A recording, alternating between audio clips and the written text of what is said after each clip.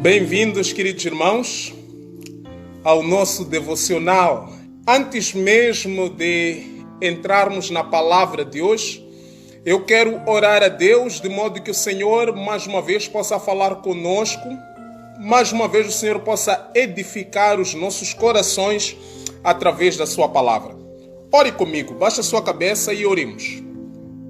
Senhor, muito obrigado pela sua bondade e pela sua misericórdia, Pai. Quero pedir que o Senhor possa abençoar a sua igreja, que o Senhor possa abençoar a todos aqueles que estão nos acompanhando. Que o Senhor, através da sua palavra e do seu Espírito, possa falar aos nossos corações. Em nome de Jesus eu te peço. Amém. Queridos irmãos, vamos abrir as nossas Bíblias no livro de Apocalipse, capítulo 21. Eu vou ler somente alguns versículos, mas a minha palavra, ou a palavra que eu irei partilhar, vai do versículo 1 até o versículo 8.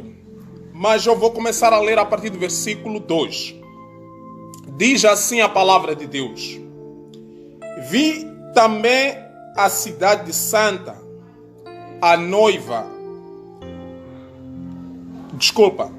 Vi também a cidade santa, a nova Jerusalém, que de Deus descia do céu, ataviada como uma noiva para o seu noivo.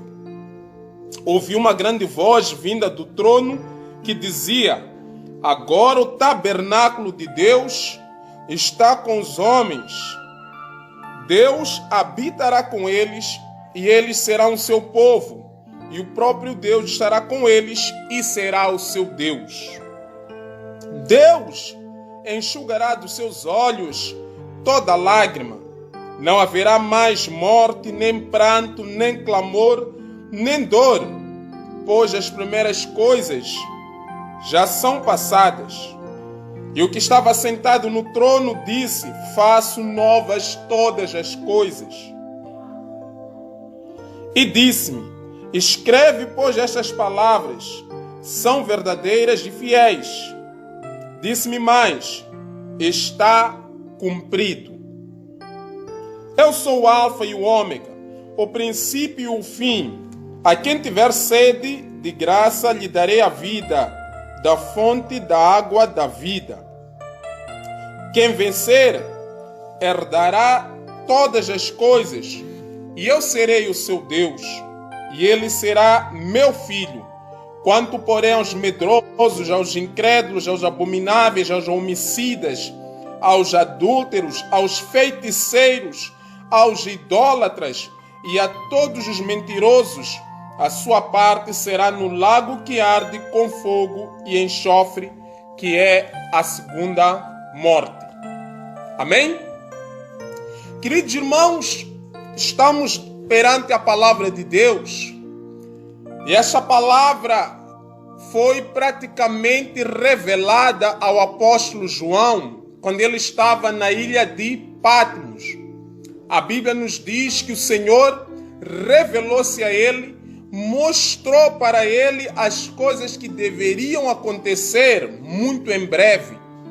E aqui o Senhor também chegou a dizer para ele que bem-aventurados são todos aqueles que meditam nas profecias deste livro. Por outras palavras, todo aquele que medita no livro de Apocalipse, nas revelações de Deus, o Senhor considera feliz, considera bem-aventurado é esse homem. E a palavra que nós acabamos de ler foi o momento onde Deus mostrou para João a cidade santa, a nova Jerusalém, a terra prometida para Abraão, para Isaque, para Jacó e para todos aqueles que creem no Senhor Jesus Cristo. Queridos irmãos, esses últimos 2 capítulos, Deus revela a João a beleza, as características da Nova Jerusalém, da cidade aonde todos aqueles que esperam no Senhor um dia irão viver lá. Queridos, é necessário nós lembrarmos e refletirmos que nós estamos de passagem nesta terra e que a terra da promessa a qual Deus fez para Abraão referia-se a esta cidade santa, referia-se a esta cidade o qual o arquiteto, o construtor, não foi o homem, mas é Deus. Um Deus santo, um Deus soberano, um Deus magnífico, um Deus majestoso. E nós podemos perceber aqui as coisas que Deus vai dizer para João, e eu registrei algumas, dos quais eu gostaria de partilhar com os irmãos. Primeiro ponto é uma cidade santa, uma cidade esplêndida, cheia de glamour, cheia de beleza. E a Bíblia nos diz que Deus vai enxugar as nossas lágrimas. Deus vai enxugar as lágrimas de todos aqueles que estiverem nesta cidade.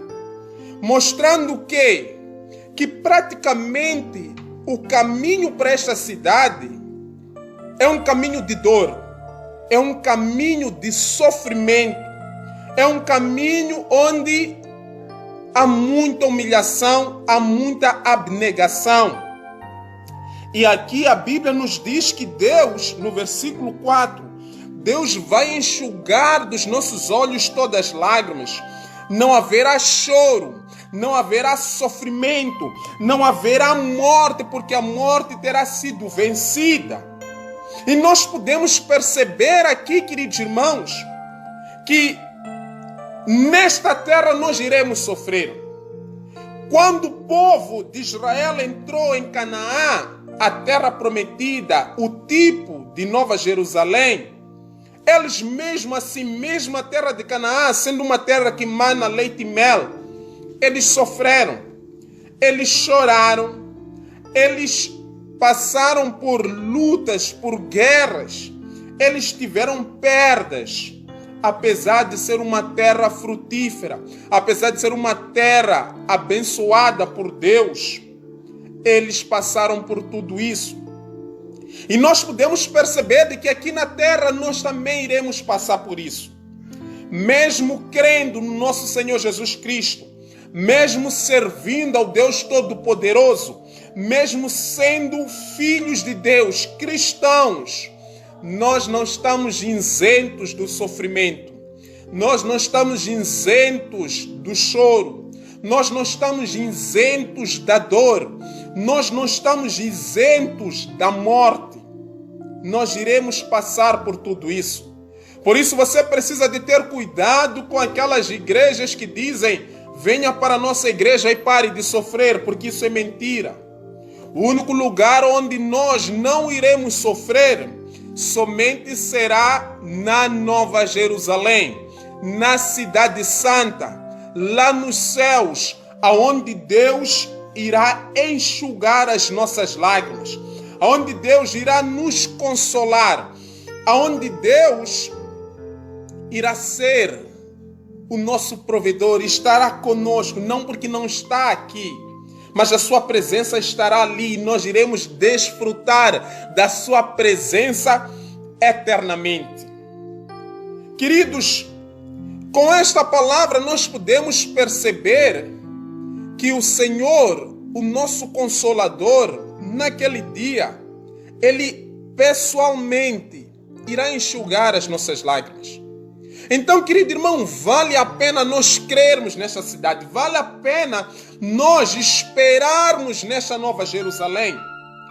Os incrédulos, eles normalmente dizem, mas é preciso ser muito tolo para acreditar que existe uma cidade santa, onde não haverá dor, onde não haverá choro, onde não haverá sofrimento. Isto é história de alguns homens que criaram para poder controlar as pessoas. Por isso é que as pessoas têm que acreditar de que existe uma cidade dessas. Por outras palavras, os incrédulos dizem que isto é fábula, é história para criancinha. Eu quero lhe dizer, isto não é história para criancinha. Isto é real. Isto é a história de Deus. Isto é a história da humanidade. Isto é o plano de um Deus grande e poderoso que desenhou para salvar a humanidade caída. E eu creio que esta cidade existe e que nós um dia estaremos lá. Eu creio que haverá alegria abundante para toda a eternidade, que não haverá choro, que não haverá sofrimento, que não haverá dor, que não haverá injustiça, não haverá corrupção, não haverá miséria, não haverá pobreza, não. Eu creio nesta terra, a cidade santa, a cidade criada por Deus. Nesta terra, até no primeiro mundo, há injustiça. Nos Estados Unidos, em França, na Inglaterra, há injustiça, apesar de ser um país desenvolvido, há injustiça, há corrupção, há miséria, há coisas erradas. Por quê? Porque o pecado abunda nesta terra. Mas naquela terra, naquela cidade santa, não será perfeita. Outro ponto, queridos irmãos, que eu gostaria de partilhar com vocês é o que está no versículo 3, quando diz assim: Deus habitará com eles. Eu achei interessante isto. Deus habitará com eles. Deus habitará com os homens. Queridos, neste tempo, nesta terra, Deus habita em nós. Deus habita em nossos corpos. O nosso corpo é o templo do Espírito Santo. E Deus enviou o seu Espírito para fazer morada em nós. O Espírito vive em mim. Eu sou o templo de Deus, eu sou o templo santo de Deus. Mas a Bíblia nos diz aqui, queridos irmãos, que lá naquela cidade Deus vai habitar conosco. Nós iremos ver a Deus. Nós iremos ver o Cordeiro de Deus, o Senhor Jesus Cristo. Nós haveremos de ver assim como Ele é. Nós haveremos de contemplar a sua beleza. Nós haveremos de contemplar a sua face. E a Bíblia nos diz que neste novo céu, nesta nova terra, não há sol, não há lua, nem há mar. E nós iremos desfrutar da glória de Deus, da majestade de Deus, que irá iluminar, não haverá dia nem haverá noite. Nós iremos contemplar a sua glória. E isto é fascinante, é interessante, é esplêndido em como nós iremos nos alegrar da sua presença. E aqui está, queridos irmãos, o que faz aquela cidade apetecível, o que faz aquela cidade ser gloriosa, o que faz nós desejarmos aquela cidade, desejarmos a cidade santa, desejarmos a Nova Jerusalém, é a presença de Deus, é a pessoa de Jesus Cristo. É isto que nos atrai, é isto que nos chama a atenção, é isto que nos cria o desejo de ir para lá. É uma pessoa. Porque existe ainda aqui na terra lugares lindos. Existe aqui na terra lugares dos quais chamam de paraíso. Mas esses lugares todos até podem agradar-nos, desejar o nosso desejo de poder ir lá e ver. Eu estive partilhando com um irmão, ele estava me mostrando a cidade de Catar. E eu fiquei impressionado com a tecnologia, com a beleza.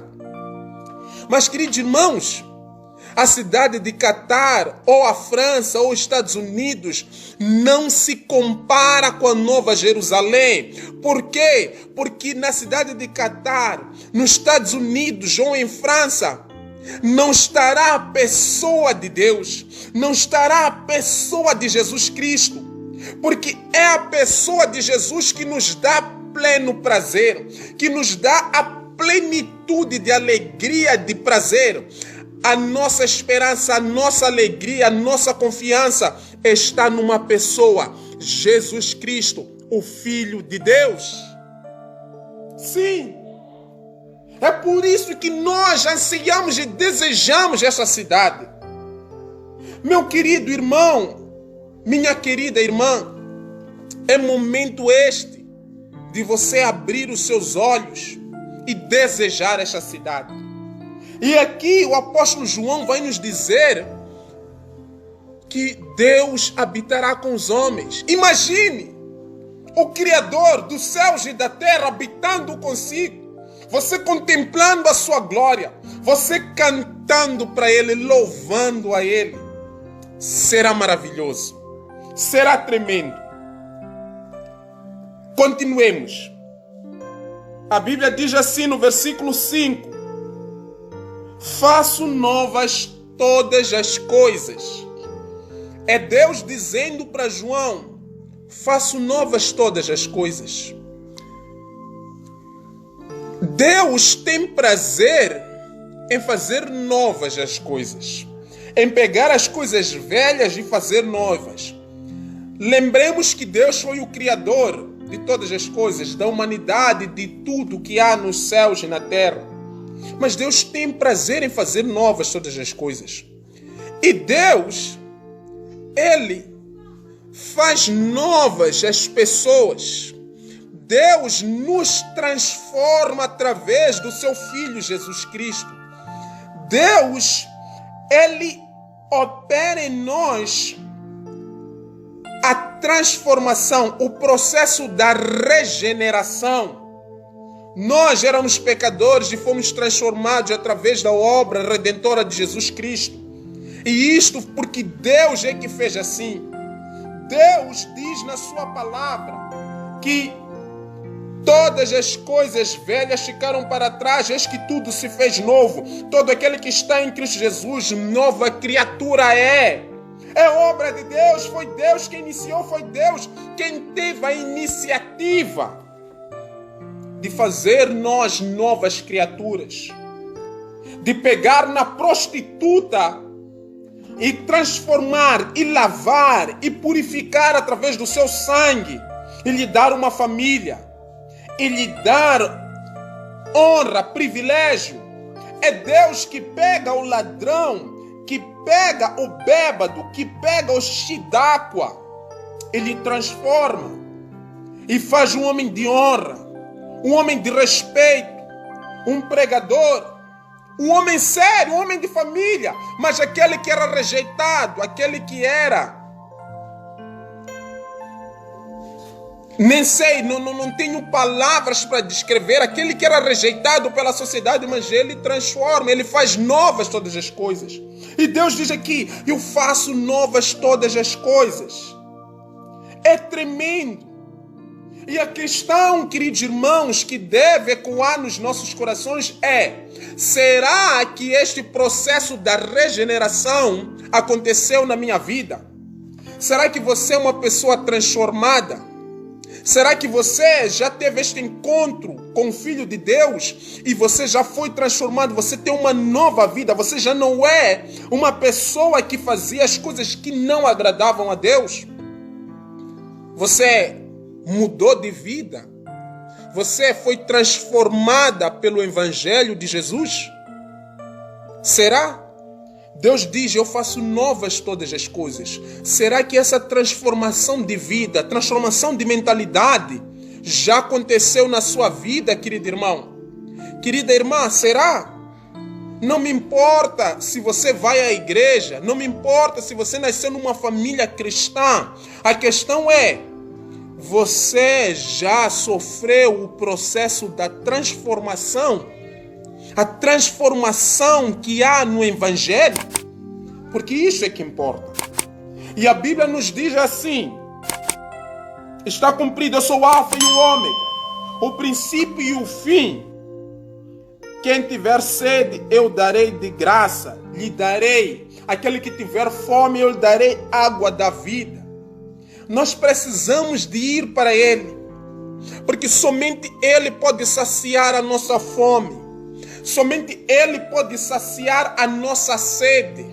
Somente nele nós poderemos ter abundância de alegria, satisfação completa. A razão pela qual as pessoas procuram nas drogas, no álcool, na prostituição, no sexo desenfreado, muitas das vezes é o vazio que está em seus corações e tentam preencher esse vazio com todas essas coisas, mas somente Deus é que poderá dar esta plenitude de satisfação. Não são as drogas, não é o álcool, não é seja lá o que for, mas é somente Deus, é somente o Criador, é somente Jesus, o Messias. E nós podemos desfrutar desta terra santa, desta nova Jerusalém aqui na terra. Porque todo aquele que crê nele, esse já faz parte do reino e pode desfrutar.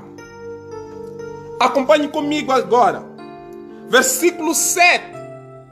Quem vencer herdará todas as coisas e eu serei o seu Deus. E ele será meu filho. É tremendo isto. Quem são esses que vencerão? Quem vencerá? Quem vencerá serão todos aqueles que um dia foram pecadores, foram incrédulos, foram inimigos de Deus, faziam todo tipo de coisas que não agradavam a Deus. Eram prostitutas, eram ladrões, eram feiticeiros, eram todo tipo de coisas, mas que em algum momento das suas vidas eles creram em Deus. Eles creram no Evangelho. Eles se renderam ao senhorio de Jesus Cristo. Eles negaram as suas vidas, negaram as suas paixões, negaram a sua carne e passaram a seguir a Jesus, carregando a sua cruz, e seguiram a Jesus. Tiveram falhas? Tiveram quedas? Tiveram, pecaram, mas arrependeram-se. E foram diante do Criador, diante do seu Senhor, confessaram e pediram ajuda, confiaram, perseveraram nas lutas, nas tribulações. E eles perseveraram até o fim. Por quê? Porque Jesus sempre esteve com eles. Porque eles sempre confiaram não na força do seu braço, não na força da sua inteligência, mas confiaram em Deus, confiaram em Jesus. Nas suas fraquezas eles buscaram forças em Deus, nas suas quedas eles buscaram perdão em Deus, e por isso venceram. Porque todos aqueles que creem em Jesus, esses são mais do que vencedores. Sim, vamos vencer. E Deus diz aqui: quem vencer herdará esta terra. Ele será meu herdeiro. Ele será meu filho. A minha pergunta é, querido irmão, você é filho ou você é criatura? Porque somente a todos aqueles que creram no Filho, esses receberam o poder de ser chamados filhos de Deus. Esses receberam autoridade e direito de ser chamados filhos de Deus. A minha pergunta é, você é filho ou você é criatura? Você é filho ou você é incrédulo? Quem você é? Quem é você? A Bíblia diz: esses serão meus herdeiros. Esses serão meus filhos. Imagine que privilégio, queridos irmãos, ser chamado filho de Deus, ser herdeiro de Deus. Lembrando que Deus é o Criador de todas as coisas, Ele é o dono de todas as coisas. E aquele que crê no Filho de Deus, esse vai ser chamado filho de Deus, vai ser adotado por Deus, vai ter direito a todas as coisas. São essas coisas grandes que nós precisamos desejar. Herança de Deus, a presença de Deus. Continuando, agora vai picar um bocado. Quanto, porém, aos medrosos, aos incrédulos, aos abomináveis, aos homicidas, aos adúlteros, aos feiticeiros, aos idólatras e a todos mentirosos, a sua parte está no lago que arde com fogo e enxofre, que é a segunda morte. Queridos irmãos, esta é uma parte que nós precisamos de refletir muito. É uma parte que não nos dá muito prazer, porque aqui Deus revelou e mostrou que existem aqueles vencedores, aqueles que confiam e que confiaram em Jesus Cristo e em Deus até o fim das suas vidas, até ao encontro com a morte. Mas a Bíblia também nos mostra que existe um outro grupo de pessoas, os derrotados, aqueles que chegaram até o fim das suas vidas e eles em nenhum momento se renderam ao senhorio de Jesus. Até o fim das suas vidas, eles se rebelaram continuamente contra Deus. Eles rejeitaram a salvação de Deus. Eles rejeitaram o testemunho que Deus deu através do seu Filho. E a Bíblia nos mostra agora a descrição do que vai acontecer com estes incrédulos, com estes hipócritas. E aqui João vai fazer uma lista destes.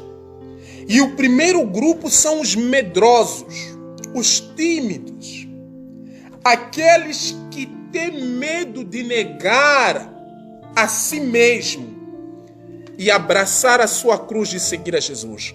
Aqueles que ouviram o Evangelho, mas tiveram vergonha porque ser crente é vergonhoso diante da sociedade. Porque crer em Jesus Cristo, crer no paraíso, crer na cidade santa, isto é uma vergonha para a sua elite. É uma vergonha para o grupo de pessoas ao qual ele está inserida. Então, ele crê, mas ele não quer confessar a sua fé publicamente por causa do que pode lhe acontecer. Esses são os medrosos, esses são os tímidos. Aqui também estão os pregadores que têm medo ou têm vergonha desse evangelho, que não pregam o pecado, porque senão as pessoas vão fugir das suas igrejas. Senão as pessoas não vão dar ofertas, não vão dar dízimos. Então, não falam do pecado, não falam que existe um inferno, o lago de fogo e enxofre. Esses são os tímidos. Deus também fala aqui, os medrosos, os incrédulos. Ah, querido, se você é incrédulo, precisa de ter cuidado. Se você é incrédulo, se você não crê, precisa de ter cuidado, porque você é mencionado aqui aos abomináveis, aos homossexuais, aos homicidas, assassinos, aos ladrões, aos adúlteros. E é preciso parar um pouco aqui, porque o que nós temos visto na nossa sociedade hoje em dia, irmãos, o adultério tornou-se parte das nossas vidas. O adultério tornou-se algo normal. É normal o crente adulterar e mesmo assim ir para a igreja e dizer glória a Deus. É normal aquela mulher que é respeitada na sociedade, é respeitada na sua família, no seu local de trabalho, mas está em adultério. E o pior também está na igreja. O adultério tornou-se status. É normal. Hoje em dia, meu querido irmão, não é normal não. Precisamos nos arrepender. E se você é crente e ainda continua nessa prática, arrependa-se. Se você não é crente, também arrependa-se. adultério é abominável diante de Deus. Se você é casado e dorme com mulher de dono, é adultério. Se você é casada e dorme com marido de dono, é adultério. Se você é solteira e dorme com marido de dono, isso é adultério. Arrependa-se. Não é normal. Irmãos, é o que está na palavra. Aos idólatras, aos feiticeiros.